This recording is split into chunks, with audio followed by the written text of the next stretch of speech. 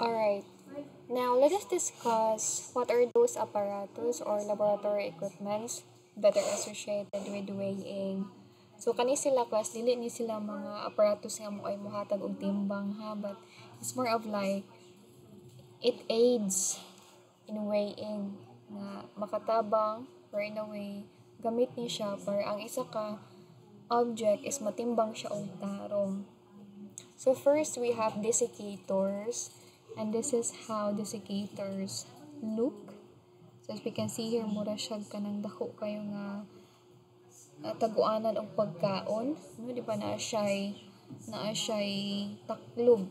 So desiccators, these are actually mga sealed containers, and they are made up of glasses, and they are used in laboratories and other settings to maintain a dry environment. Now, desiccators are actually designed to protect moisture-sensitive materials from humidity and moisture from the air. In other words, desiccators, they they serve as a confined place for making sure that the objects that we are weighing does not absorb moisture from the environment. Like walay mga contaminants pa nga masagol sa ilaha, walay mga tubig coming from the air. And yeah, they help maintain the integrity of these objects. Now, mo ni siya ang parts sa desiccators. As you can see here, na siya top, na siya desiccator plate. So, diri na ta ibutang ang mga objects, may it be solids or liquids, na atong ipangtimbang, in which very sensitive sila sa environment. Kanang mo-absorb sila ba og moisture sa environment, na mga hilis sila. So, diri na to sila i-keep to make sure nga walay moisture maka-attach or makasulod sa ilaha. And then, desiccators, they also have desiccant. So, always ka na mag-pair desiccator and desiccant. Now, unsa man ning desiccant, ma'am? Now, desiccant is actually a hygroscopic substances. So, when we say hygroscopic, these are those substances that attract and absorb moisture from the surrounding air to maintain a state of dryness. When I role ni desiccant, hygroscopic substances na sila. They attract and they absorb moisture from the surrounding air para ma-maintain nga dry ang environment. So, unsa may example ani ma'am? Now, have you seen those tiny little pockets or tiny little thing or more sachet na naa sa sapatos class? Di ba ka na mga newly bought na to ng mga shoes, mga sandals, niya hindi pang sulod pag karton. Iba na amte makitaan diha na mga gagmay kay nga sachet. Tapos na siya tatak nga silica gel, desiccant. Yeah. Throw away, do not eat. In other words, kana siya di nga silica gel, it helps maintain the dryness of the environment. Kaya parang atong mga shoes, dili siya pang kaonon sa mga molds, no? Especially if they will be stored in kanang AC ka environment, kanang refrigerated na environment ng bugnaw. So, mo na siya. An example. Now, we actually have a lot of desiccant, mga types of desiccant. We have this anhydrous calcium chloride. We also have calcium sulfate, anhydrous magnesium perchlorate, phosphorus pentoxide, and napag yung mga barium oxide, alumina, calcium sulfate, silica gel. So, those are example of desiccant. So, desiccator and desiccant. So, a desiccator cannot serve its purpose without desiccant. Now, we also have weighing bottles. So, mani ang forma sa atong weighing bottles. Marsig tiny vial nga naitaklob. And ang main purpose niya is that it accurately weigh small quantities of powders, liquids, and other materials. And they're convenient for drying and storing solids. So if magtimbang ta, natay timbangon na chemicals, nya kailangan lang nato og pila ka milligram ato, pwede nga ibutang nato diri or pwede pod sa mga gagmay lang nga mga paper, maka na siya class, daghan magupamaagi maka timbang ta og mga, especially if ginagmay lang gani atong kailangan. So yun, that's weighing bottles. Usually, in most cases, ginagamit siya for drying and storing solids. Now, let us discuss what are those equipments and apparatus naman that are used for filtration and ignition of solids. And first, in line, we have here the simple crucibles or the crucibles. We know this as the original term as crucible, the name itself na crucible.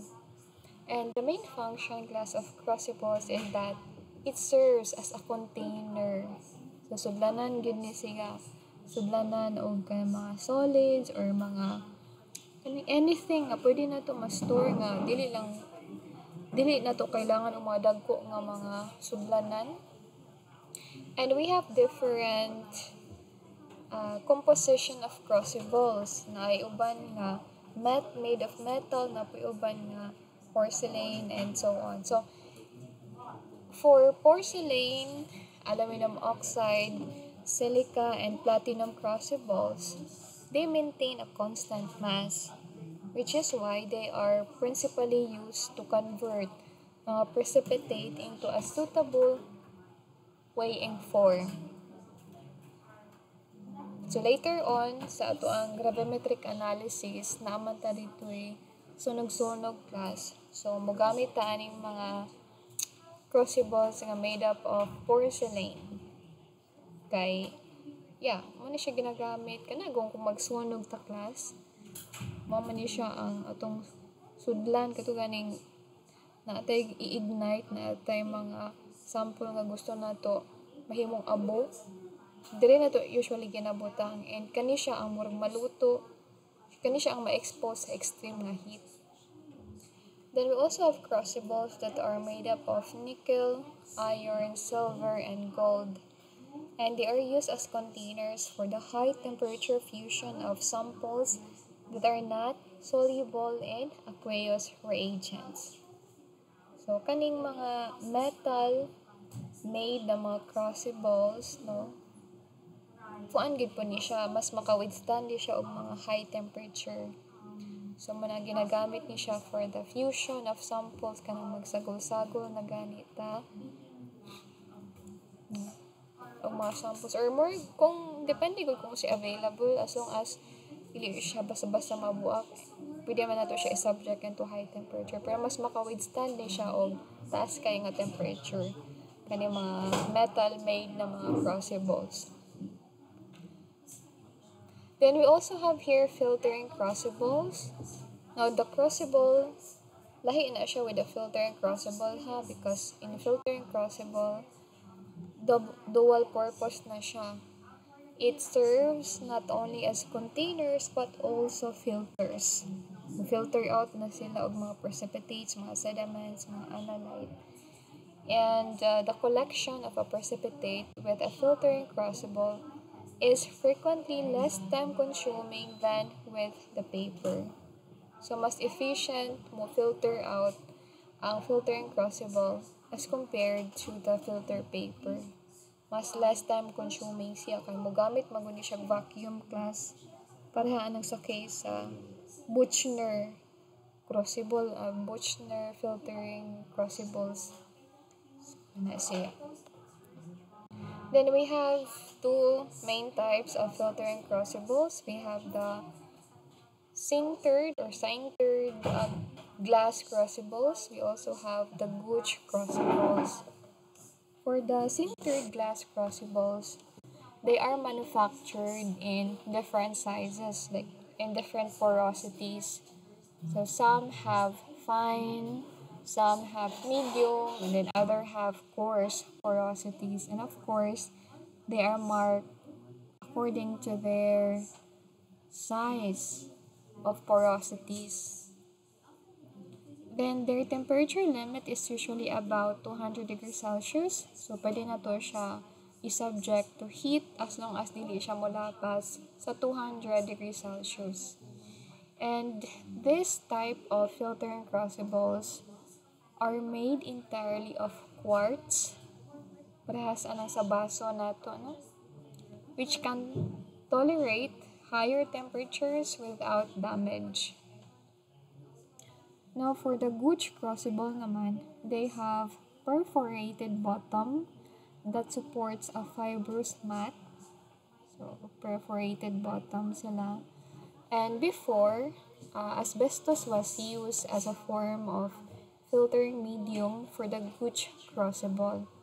But because of health concerns, because as we know, asbestos is a form of carcinogen, so matungiwala na nila and gipulihan nila og glass mats or kani mga fibrous mat which can tolerate temperatures in excess of 500 degrees Celsius. Then we also have filter paper. So kita man siguro no nakakita na ni filter paper nakagamit na sad. And they are used for the separation of solid particles from liquids or gases. So if natay gusto nga i-separate, like natay mga precipitates nga gusto makuha out from a solid solution, then we can use filter paper. And if i-compare nato ni siya with the filtering crucible, mas time-consuming lang yun ang paggamit aning filter paper. Now, filter paper has also good absorption and filtration properties, which are helpful in the process of separation. Now, let us discuss what are those heating equipments that we can usually see in the lab. So first, we have the microwave laboratory ovens. We have the heat lamp, burners, and the muffle furnace. Now, the microwave laboratory ovens class, they are used to shorten drying cycles. Okay, before manggod in the lab, ang drying would take hours to complete, like maybe mga 6 to 12 hours or more than that or below than that. Maabot ko siya oras. And with the help of ovens or microwave ovens, mas ma-shorten to siya. So instead na hour, may na siyang minutes. And then we also have heat lamp. So heat lamp, they are used to dry a precipitate that has been collected on ashless paper and to char the paper as well. So ginagamit siya to dry a precipitate, kanang ginagmay lang gani na mga precipitate class. Dili nang dinagko or dili ng bulk na mga precipitate and char the paper as well. When we say char, kanang sunugon, ang maitong gani, sunog na siya, may siyang abo.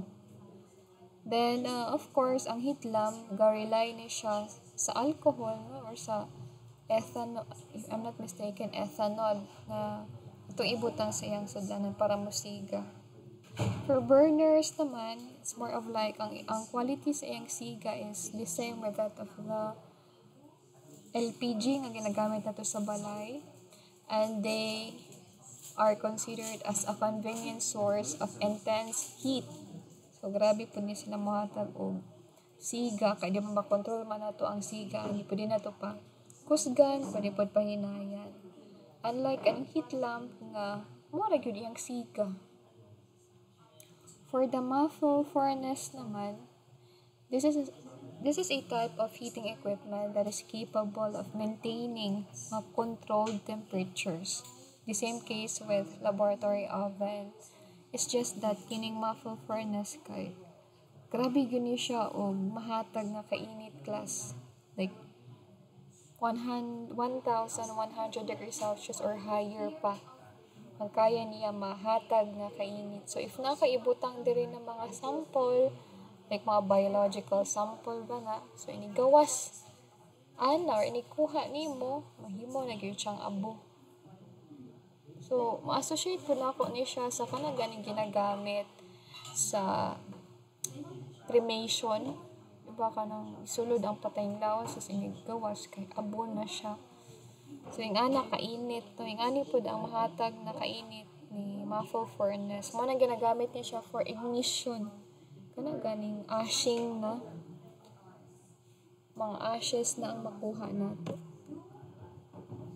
Okay. So, that ends our discussion for apparatus or for the apparatus and equipments that are used in the filtration and ignition of solids, as well as those that are associated with weighing.